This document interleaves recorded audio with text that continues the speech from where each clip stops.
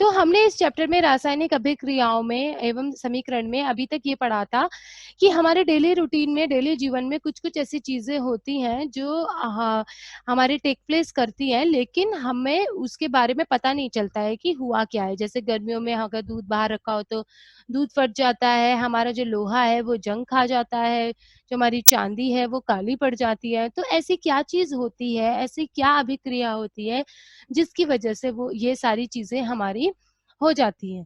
तो इसके बारे में कल हमने ये पढ़ा था कि हमारे डेली जीवन में भी बहुत सारी ऐसी जो परिवर्तन है वो होते रहते हैं। उसके बाद कल हमने क्या पढ़ा था? उसके बाद हमने कल ये पढ़ा था कि हमने एक एक्सपेरिमेंट किया था, एक क्रियाकलाप किया था, जिसमें हमने क्या किया था? एक मैग्नीशियम रिबन लिया था, मैग्नीशियम रिबन को हमने चिमटे की सहायता से पकड़ा था, बर्नर से उसे जलाया था और व्हाइट कलर का, श्वेत रंग का चमकदार हमारा एक चूर्ण निकल के आया था वॉच ग्लास में, जिसे हमने मैग्नीशियम ऑक्साइड कहा था। अब मैग्नीशियम ऑक्साइड क्यों कहा था?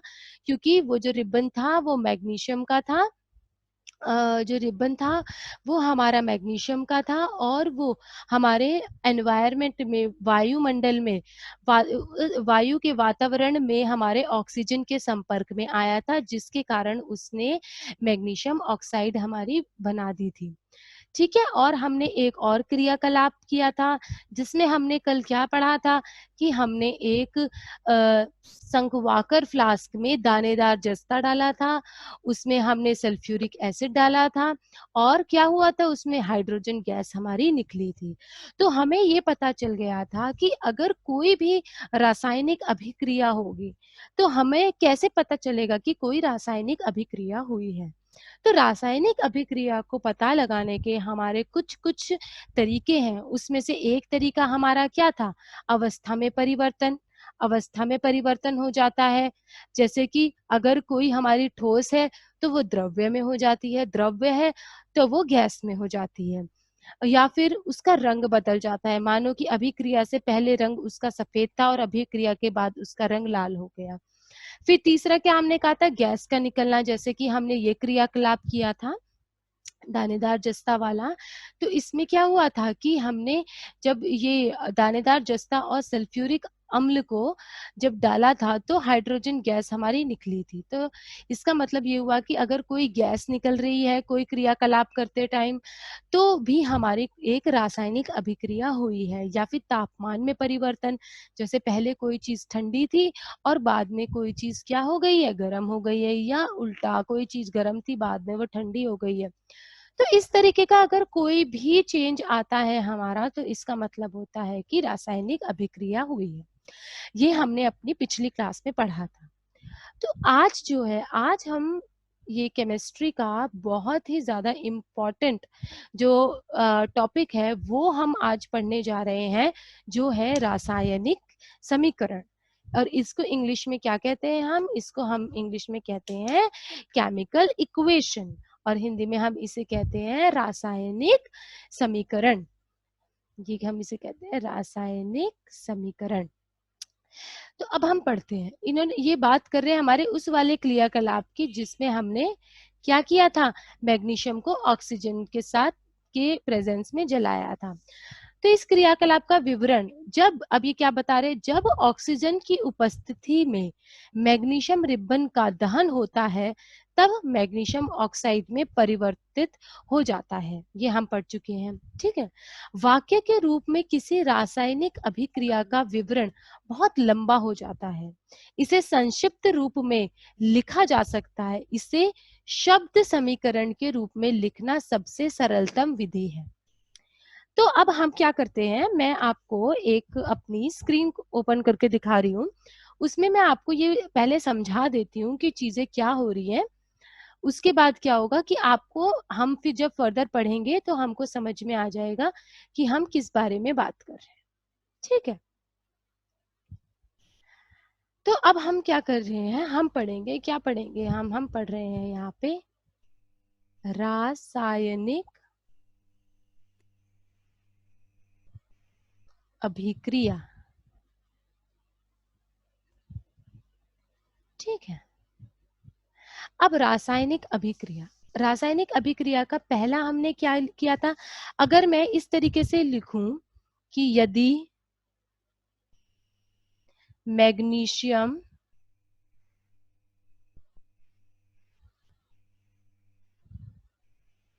को ऑक्सीजन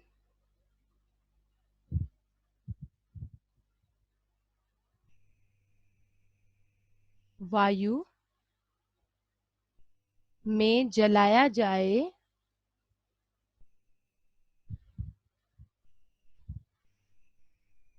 तो मैग्नीशियम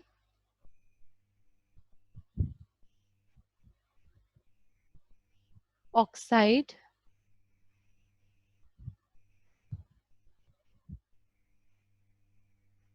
बनेगा। ठीक है, तो ये तो बहुत बड़ी चीज हो गई, हमने इतना सारा लिख दिया कि यदि मैग्नीशियम को ऑक्सीजन में जला जाए तो मैग्नीशियम ऑक्साइड बनेगा। तो इतनी इतनी बड़ी, हम अगर इतना बड़ी सेंटेंस में इसको लिखेंगे तो हर बार अगर हम कोई भी समीकरण लिख रहे हैं, कोई भी इक्वेशन लिख रहे हैं, कोई भी समीकरण लिख रहे हैं, तो ये तो हमारे लिए बहुत ही ज्यादा लंबा तरीका हो जाएगा।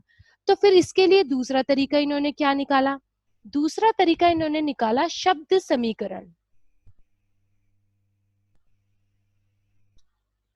शब्द समीकरण में इन्होंने क्या किया कि जो सिर्फ शब्द शब्द ले लिए, मैग्नीशियम ले लिया, ऑक्सीजन ले लिया, और हमारा मैग्नीशियम ऑक्साइड, इन चीजों को इन्होंने क्या कर दिया, इन चीजों को इन्होंने हमारा ले लिया। तो इनसे इससे क्या हुआ, इन्होंने अगर हम शब्द समीकरण के द्वारा अगर इसको दर्शाना चाहेंगे तो हम कैसे दर्शाएंगे कि मैं लिख देती हूँ मैग्नीशियम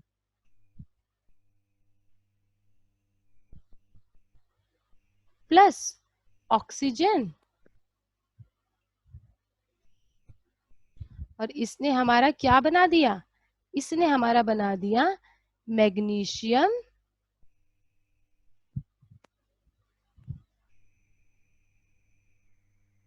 ऑक्साइड। ठीक है, तो इतने लंबे वाक्य को अगर हम शब्दों के रूप में लिखेंगे तो हमारा वो कहलाया जाता है शब्द समीकरण। तो अब इससे छोटा ये वाला तरीका हो गया। तो इसमें क्या हो गया, ये वाली हमारी लेफ्ट हैंड साइड हो गई और ये वाली हमारी राइट हैंड साइड हो गई। ठीक है, लेकिन अभी भी ये जो है, ये जो तरीका है हमारा, अभी भी ये बहुत लंबा तरीका है। तो हम आगे थोड़ी देर में, जो इस टॉपिक का मतलब है रासायनिक समीकरण,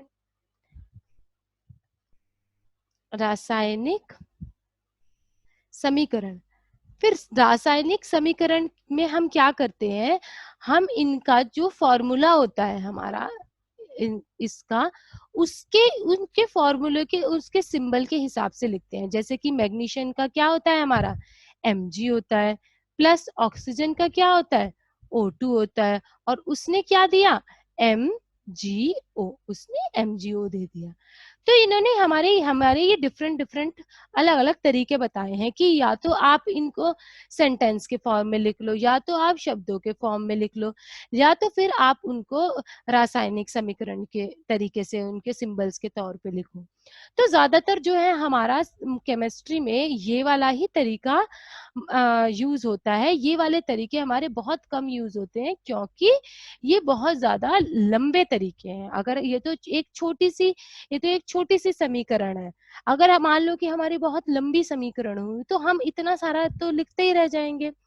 तो इसीलिए हमारा क्या कहा गया है कि हम इसीलिए हमारी रासायनिक जो समीकरण का जो हमारा टॉपिक है वो इतना ज्यादा हमारा इम्पोर्टेंट होता है, और हमें ये सीखना है कि हम किस तरीके से ये करेंगे। अब अगर देखिए, अब अगर आप यहाँ पर पढ़ते हैं, अगर आप यहाँ पे, अब मैं आपको बताती हूँ, तो इन्होंने क्या कहा है, यदि मैग्नीशियम सॉरी जब ऑक्सीजन की उपस्थिति में मैग्नीशियम रिबन का दहन होता है तब मैग्नीशियम ऑक्साइड में परिवर्तित हो जाता है। वाक्य के रूप में किसी रासायनिक अभिक्रिया का विवरण बहुत लंबा हो जाता है, जैसे मैंने अभी आपको बताया वाक्य के रूप में लिखे। इसे संक्षिप्त में भी लिखा जा सकता है। इसे क्या कहते हैं फिर, इसे कहते हैं हम शब्द समीकरण। शब्द समीकरण, तो शब्दों के रूप में इन्होंने कैसे लिख दिया है यहाँ पे, जैसे मैंने लिखा था अभी आपके ब्लैक बोर्ड पे, मैग्नीशियम प्लस ऑक्सीजन, और क्या बन गया हमारा, मैग्नीशियम ऑक्साइड। और एक बहुत ही ज्यादा इंपॉर्टेंट चीज होती है ये दोनों चीजें, अभिकारक और उत्पाद। अभिकारक क्या होते हैं और उत्पाद क्या होते हैं। अभी जैसे मैंने आपको बताया था कि ये लेफ्ट हैंड साइड है हमारी, लेफ्ट साइड, और ये हमारी है राइट हैंड साइड, ठीक है। तो जो लेफ्ट साइड जो होती है वो हमारी अभिकारक होती है, और जो राइट साइड होती है वो हमारी उत्पाद होती है। या और अगर मैं आपको सही तरीके से बताऊं तो जिन जिन जिनके बीच में कोई भी ये अभिक्रिया हुई हो, जिनके बीच में, जैसे कि हमारी अभिक्रिया किन किन के बीच में हुई थी, हमारी अभिक्रिया हुई थी मैग्नीशियम और ऑक्सीजन के बीच में। हमने मैग्नीशियम रिबन को ऑक्सीजन की उपस्थिति में जलाया था, तो ये हमारी अभिक्रिया हुई थी। तो इस अभिक्रिया को करने के बाद जो हमारा रिजल्ट आया था उसको हम उत्पाद कहते हैं, उसको हम उत्पाद कहते हैं। तो जैसे कि जो हमारा MgO था, तो MgO हमारा उत्पाद है, तो जो बनकर आती है चीज वो हमारी उत्पाद कहलाती है। अब इसी चीज को अगर आप नीचे पढ़ेंगे तो ये कह रहे हैं कि मैग्नीशियम तथा ऑक्सीजन ऐसे पदार्थ हैं जिनसे रासायनिक परिवर्तन होता है। अब क्या हुआ, इन दोनों को जब हमने लिया था तभी तो रासायनिक परिवर्तन हुआ था। अगर खाली मैग्नीशियम था तो कुछ भी नहीं हुआ था, खाली ऑक्सीजन था तो भी कुछ नहीं हुआ था। जब ये दोनों हमारे साथ में मिले तभी तो हमारा रासायनिक परिवर्तन हुआ। तो जैसे ही जब हमारा रासायनिक परिवर्तन होता है उसे हमें अभिकारक कहते हैं। ये देखो यही आप अपनी बुक में भी अंडरलाइन कर लेना, जिसमें रासायनिक परिवर्तन होता है इन्हें अभिकारक कहते हैं। और उसके बाद क्या होता है, इस अभिक्रिया से एक नए पदार्थ का निर्माण होता है। वो नया पदार्थ क्या है हमारा, मैग्नीशियम ऑक्साइड। तो जो नया पदार्थ हमारा निकलता है उसको हम क्या कहते हैं, उसको हम उत्पाद कहते हैं। तो कई बार ये क्वेश्चन भी पूछा जाता है कि अभिकारक क्या होता है और उत्पाद क्या होता है। तो अभिकारक होते हैं हमारे जिनके बीच में हमारा कोई भी रासायनिक परिवर्तन हुआ है, वो हमारे क्या है, वो हमारे अभिकारक है। और रासायनिक परिवर्तन होने के बाद जो नया पदार्थ बना है वो हमारा क्या कहलाया जाता है, वो हमारा उत्पाद कहलाया जाता है। ठीक है, आई बात आपको इतनी समझ में। किसी को इस बात में कोई भी डाउट है प्लीज म्यूट ओपन करके पूछो। किसी को कोई डाउट है इसमें? No ma'am. सारे बच्चों को समझ में आया?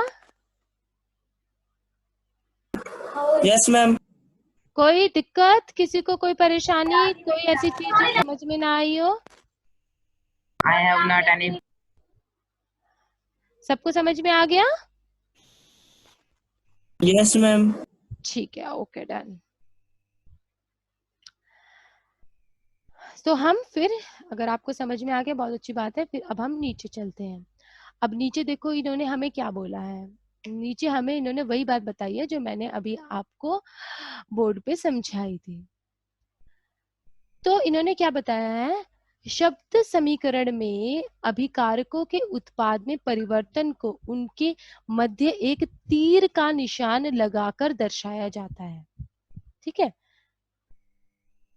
तो अब क्या होता है, इन्होंने क्या किया, शब्द समीकरण में जब हमारा शब्द का क्या होता है, समीकरण होता है, शब्द अभिकारकों के उत्पाद में परिवर्तन होने को, मतलब कि जैसे कि हमारा मैग्नीशियम था और ऑक्सीजन था, ठीक है, इसमें क्या हुआ, रासायनिक परिवर्तन हुआ।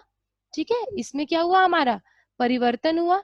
तो जब परिवर्तन हो जाता है उसको फिर हमारे इनके बीच में मध्य ये एक तीर है, इस तीर के द्वारा ही दर्शाया जाता है। ठीक है, क्या क्या तीर का निशान लगाकर दर्शाया जाता है। अभिकारकों के बीच में योग का निशान लगाकर उन्हें बाईं ओर लिखा जाता है। कहाँ लिखा जाता है, अभिकारकों को बाईं ओर, ब्रैकेट में क्या लिखा हुआ है, लेफ्ट हैंड साइड, बाईं ओर लिखा जाता है। और उत्पादों के बीच में अगर प्लस लगा के उन्हें कहाँ लिखा जाता है, उन्हें राइट हैंड साइड लिखा जाता है। तो ये हो गए हमारे अभिकारक, अभिकारक, और ये हो गए हमारे उत्पाद। इनके बीच में होता है हमारा एक, ये किसका, एक तीर का निशान। और आपको हमेशा एक बात ध्यान में रखनी है कि ये जो तीर के निशान का ये जो सिरा होता है, ये हमेशा हमेशा हमेशा उत्पाद की तरफ ही होना चाहिए। इससे ये बताता है कि ये इससे ये बना है। तो ऐसा नहीं है कि आपने यहाँ पे, जैसे कि मान लो यहाँ पे अभिकारक है और यहाँ पर आपका उत्पाद है और आपने ये उल्टा लगा दिया, दिस इज रॉन्ग, ये गलत है। ये जो इसका जो तीर है वो हमेशा किसकी तरफ होना चाहिए, ये हमेशा उत्पाद की तरफ ही होना चाहिए।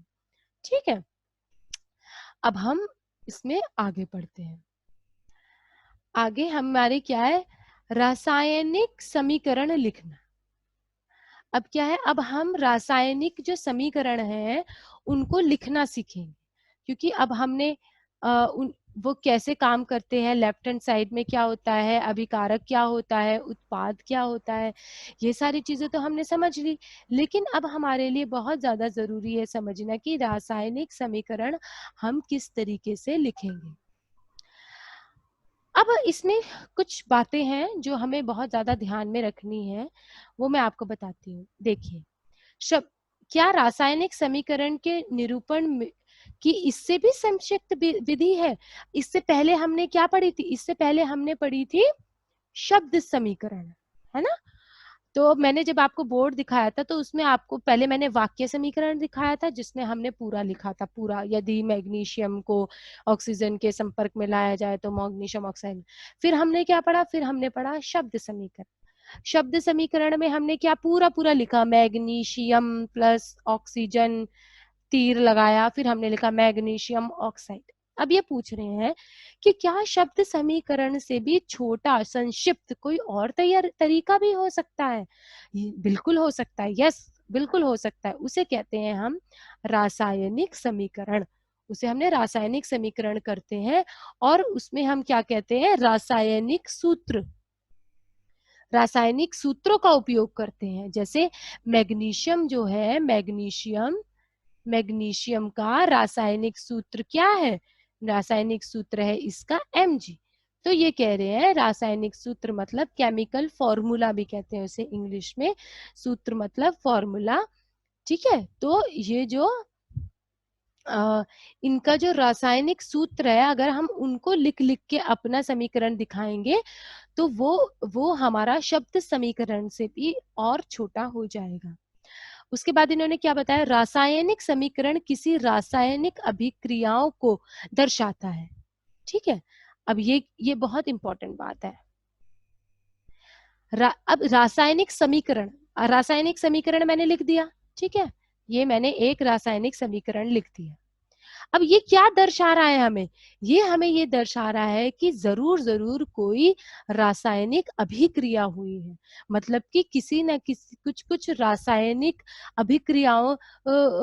अभिक्रियाएं हुई हैं जिसकी वजह से हमारी ये रासायनिक समीकरण लिखी गई है। जैसे हमने पहले लिखा था, हमने क्या करा था, हमने मैग्नीशियम था उसको फ्लेम से जलाया था और एक चूर्ण निकला था मैग्नीशियम ऑक्साइड का। ठीक है, तो ये हम क्या कर रहे थे, ये एक हम अभिक्रिया कर रहे थे। ठीक है, ये हम क्या कर रहे थे, ये हम एक अभिक्रिया कर रहे थे, जिससे जब अभिक्रिया हमारी पूरी हो गई तब हमें पता चला कि हाँ हमने हमारी एक रासायनिक समीकरण भी है, ये जो हमारा दर्शा रहा है कि एक हमारा रासायनिक क्या हुआ था, अभिक्रिया हुई थी। अब आगे ये क्या कह रहे हैं, यदि आप मैग्नीशियम ऑक्सीजन और मैग्नीशियम ऑक्साइड के सूत्रों का स्मरण करें तो उत्पादक शब्द समीकरण इस प्रकार लिखा जा सकता है। तो जो इन्होंने उपरोक्त ऊपर जो इन्होंने दिया था शब्द समीकरण, उसको हम कैसे लिख सकते हैं, Mg प्लस O2, फिर ये तीर MgO2, तीर के निशान के, तीर के निशान के, एक मिनट, तीन के निशान के बाएं और दाएं ओर के तत्वों के परमाणु की संख्या की गिनती कर उनकी तुलना करें। अब ये बहुत इम्पोर्टेंट चीज है जो आपको ये समझनी है। इसमें हमने क्या एक दो चीजें जो है हमारी, वो क्या है हमारी, मैं आपको बताती हूँ। वो है एक तो तत्व, एक हो गया हमारा परमाणुओं की संख्या। ठीक है, एक हो गया तत्व और एक हो गया हमारी परमाणुओं की संख्या। अब अगर मैं यहाँ पे आपको लिख रही हूं Mg+O2 MgO, ठीक है, तो ये जो मेरा Mg है, ये जो मेरा O है, ये मेरे क्या है, ये है मेरे तत्व। क्या है ये मेरे तत्व है। ये भी मेरा तत्व है, ये भी मेरा तत्व है। मैग्नीशियम एक तत्व है और ऑक्सीजन भी एक तत्व है।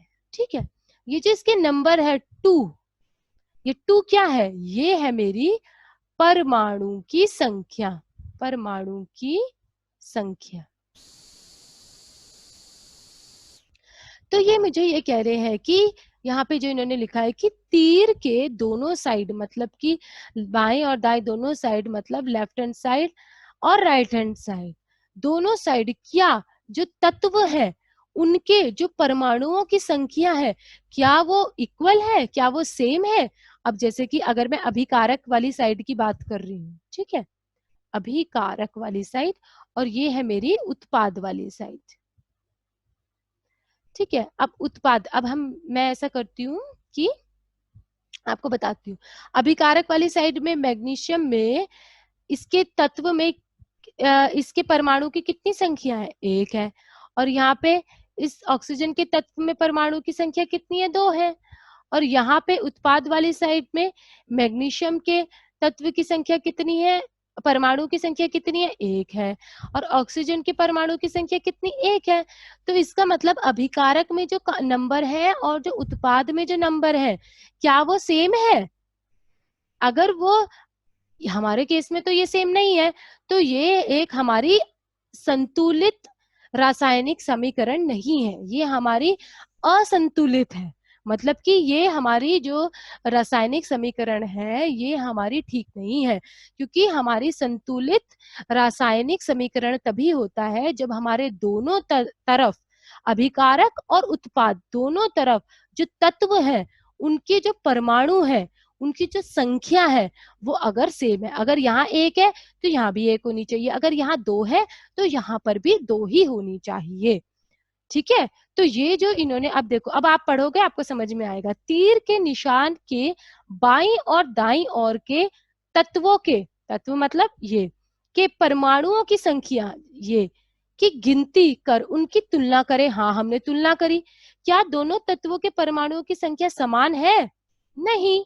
यदि यदि है, हमारे लिए तो नहीं है, यदि है तो वो समीकरण क्या है, संतुलित है।